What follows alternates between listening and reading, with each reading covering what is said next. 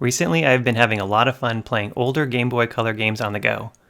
And with Nintendo bringing Game Boy Color, and Game Boy Advance games to the Nintendo Switch Online service, there continues to be interest in these games from enthusiasts like me. Today I want to focus on Game Boy Color games and the 5 games that I don't think will come to the NSO service. Nintendo has started with 4 Game Boy Color games. The Legend of Zelda Link's Awakening DX, it's a top-down 2D action-adventure game, and I think it's one of the best games available on the Game Boy Color. Alone in the Dark is a survival horror video game that gives me Resident Evil vibes. It might be one of the earliest games in the survival horror genre. What do you think about this game? I think it's an odd pick for the first round of NSO Game Boy Color games. I need to play it more and give it a solid chance before forming an opinion. There are weapons and item pickups, as well as random combat events that involve shooting different creatures. The Game & Watch Gallery 3 is a collection of mini-games from the Game & Watch series. It has 5 different games including Mario Bros, Donkey Kong Jr., and this Turtle Bridge game.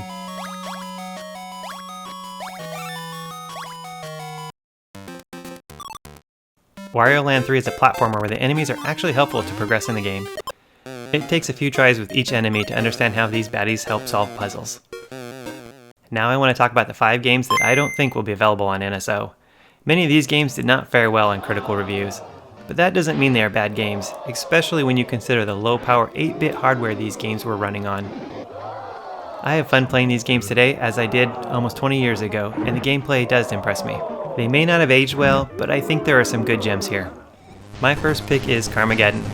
Carmageddon originally released on PC in 1997 and came to the Game Boy Color in 2000. It's a 2D top-down vehicle combat game, and the game is somewhat an open world where you are free to drive in any direction. However, there are goals for each stage. For most stages, the goal is to complete laps while running down as many zombies and destroying other cars as possible.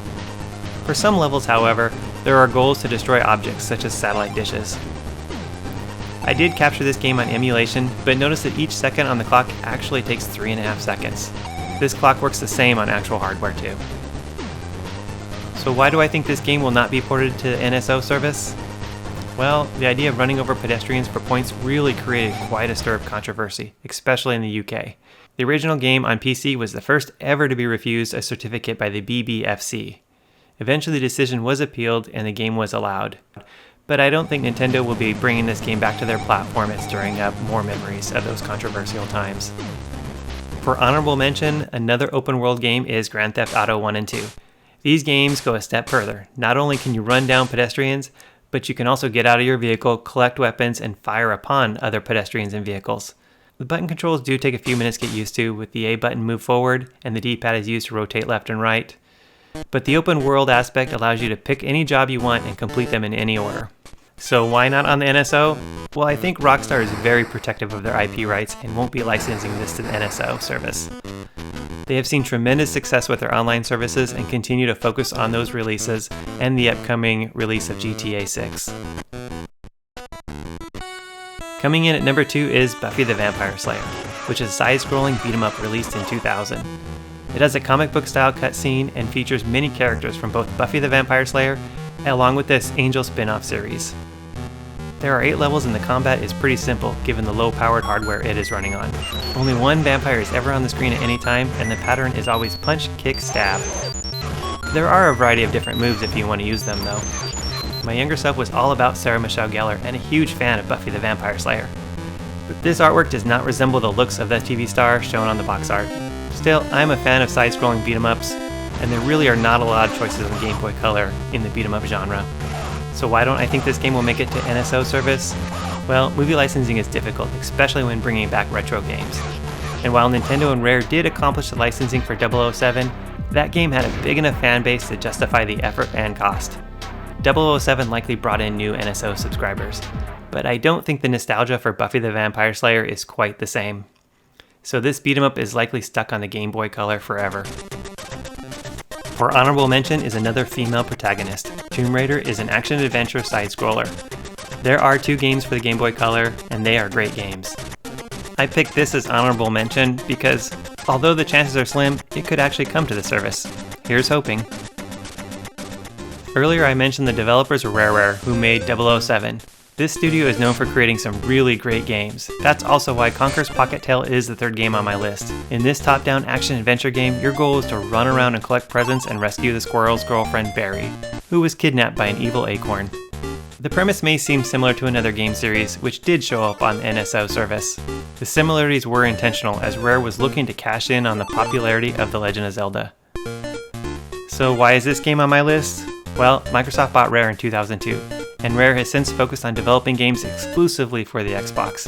In addition, the Conker series changed dramatically, from cutesy gameplay to the profanity-packed cult classic Conker's Bad Fur Day.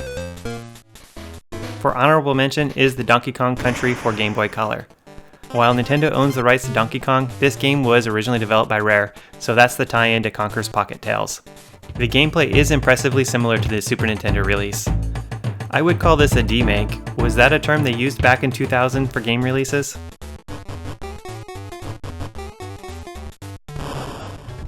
Beyond graphics and sounds, there are other differences between the games, such as only one character sprite is played at any time. I think this compromise was made given the smaller screen.